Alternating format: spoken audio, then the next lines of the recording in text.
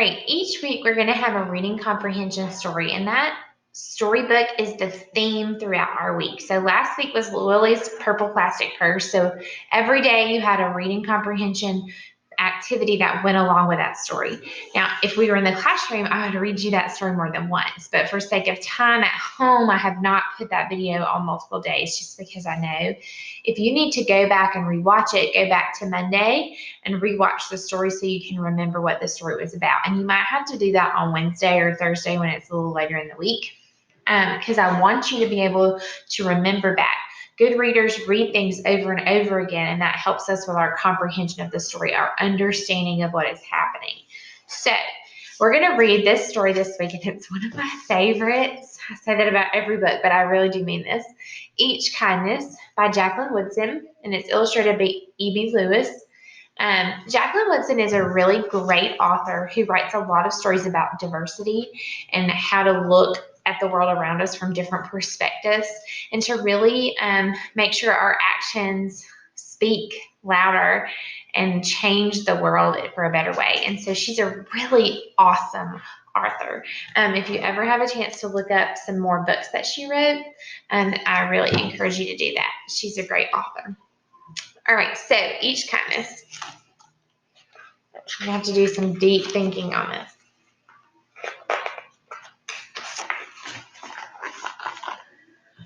That winter, snow fell on everything, turning the world a brilliant white. We don't get that a lot around here.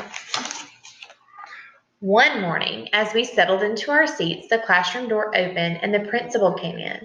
She had a girl with her, and she said to us, "This is Maya." Maya looked down at the floor. I think I heard her whisper, "Hello." We all stared at her. Her coat was open, and the clothes beneath it looked old and ragged. Her shoes were spring shoes not meant for the snow. A strap on one of them had broken. So think about what that might tell you about Maya. The way she acted, her body language, her clothes, her shoes. Think about what that might say about her. Our teacher, Miss Albert, said, "Say good morning to our new student," but most of us were silent. The only empty seat was next to me, and that's where our teacher put Maya. And on that first day, Maya turned to me and smiled, and I didn't smile back. I moved my chair, myself, and my books a little farther away from her. And when she looked my way, I looked out the window and stared at the snow.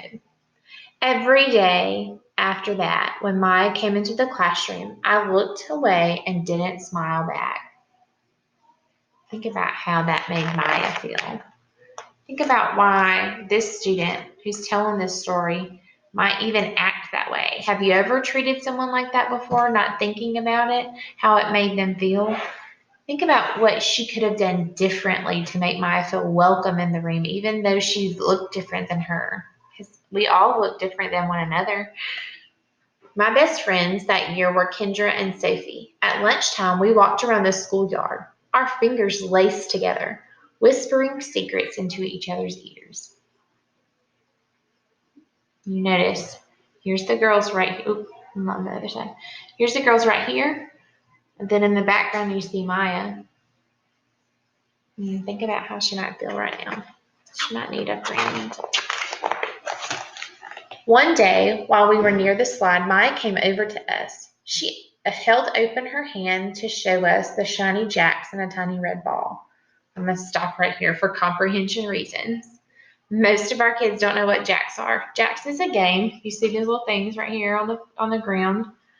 It's a game that you play with a little bouncy ball and these little jacks right here.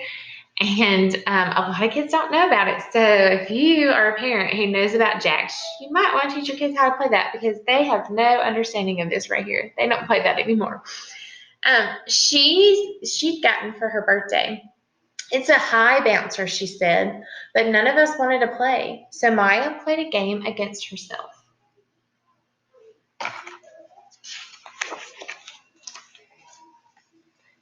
That afternoon, when we got back in the classroom, Maya whispered to me, bet you can't guess who the new Jacks champion of the world is.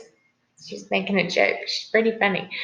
Behind me, Andrew whispered, Chloe's got a new friend. Chloe's got a new friend. She's not my friend, I whispered back.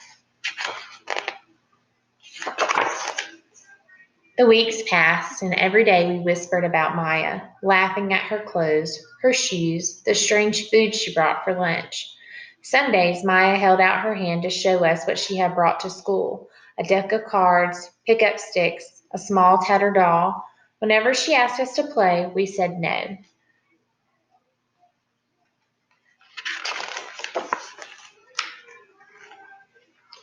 The days grew warmer and warmer. The pond thawed. Grass began growing where snow had once been. And one day, Maya came to school wearing a pretty dress and fancy shoes.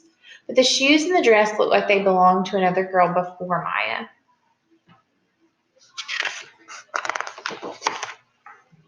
I have a new name for her, Kendra whispered. Never knew. Everything she has comes from a second-hand store. We all laughed. Maya stood by the fence. She was holding a jump rope, but did not come over to ask us if we wanted to play. After a while, she folded it double, rolled the ends around each hand, and started jumping. She jumped around the whole schoolyard without stopping. She didn't look up once. She jumped, and jumped. Don't you think Maya heard them talking about her like that? Think about how she's feeling now. It keeps on going on, how she feels about herself, how those girls are making her feel about herself. The next day, Maya's seat was empty.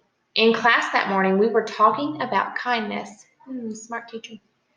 Miss Albert had brought a big bowl into class and filled it with water. We all gathered around her desk and watched her drop a small stone into it. Tiny waves rippled out away from the stone. This is what kindness does, Miss Albert said. Each little thing we do goes out like a ripple in the world. It's so true. Then Miss Albert let us each drop the stone in as we told her what kind things we had done. Joseph had held the door for his grandmother. Kendra helped change her baby brother's diaper. Even mean old Andrew had done something. I carried the teacher's books up the stairs, he said, and Miss Albert said it was true. I stood there, holding Miss Albert's rock in my hands, silent. Even small things count, Miss Albert said gently. But I couldn't think of anything and passed the stone on. How do you think Chloe is feeling right now? How do you think she is feeling about what has happened so far? What is she realizing? That maybe she wasn't so kind to Maya when she was there. Maya didn't come to school the next day or the day after that. Each morning I walked to school slowly, hoping this would be the day Maya returned, and she looked at me and smiled.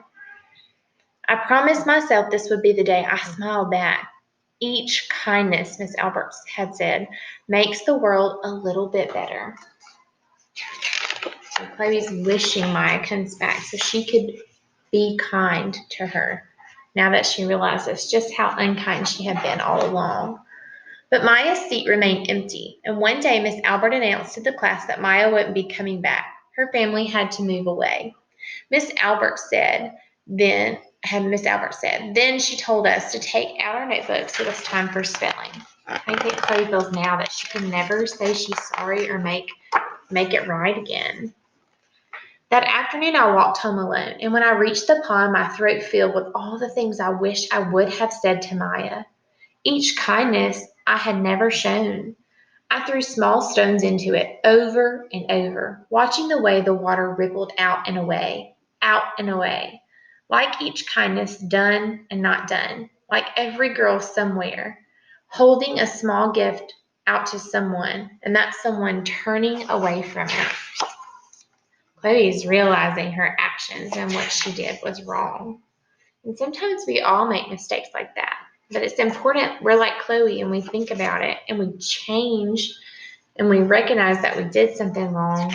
And then we can say we're sorry, but she couldn't say she was sorry to Maya. So think about what she could do to make it right. I watched the water ripple As the sun set through the maples, and the chance of a kindness with Maya became more and more forever gone. Okay, so the point of Jacqueline Woodson's story is that it's important to show kindness to everybody. They might look different than you. They might think different than you. They might like different toys. They might like different music. They might even like to learn different things in school. And that's okay. The point is that we're all different. And we should be kind to everyone, no matter what they look like, no matter what they say, no matter what they do, because our kindness goes out into the world and we want to make the world better. And so I challenge you to do one thing kind today. Help your mom do some dishes, or maybe clean up your room without being asked. Do one kind thing. Help your grandma or grandpa or whoever you know that surrounds you, aunts, uncles, friends, whoever. Do one thing kind for them. Maybe it's just saying, hey, you look really nice today, or I really like your shoes, or I really like what you're doing. I think you're a great helper, or can I help you do something? Anything like that. Just be super kind to someone today so that they can have a smile on their face and they can feel good about themselves. Make someone feel good about themselves, like Chloe wished she would have done for Maya. I bet if she would have been a good friend to Maya in the beginning, that she would have made a lifelong friend. And so instead of just looking at her clothes and her shoes and thinking the worst about Maya, she should have looked at the person she was instead. So I challenge you to be super kind today and share one thing that you did that was kind. All right, y'all have a great day.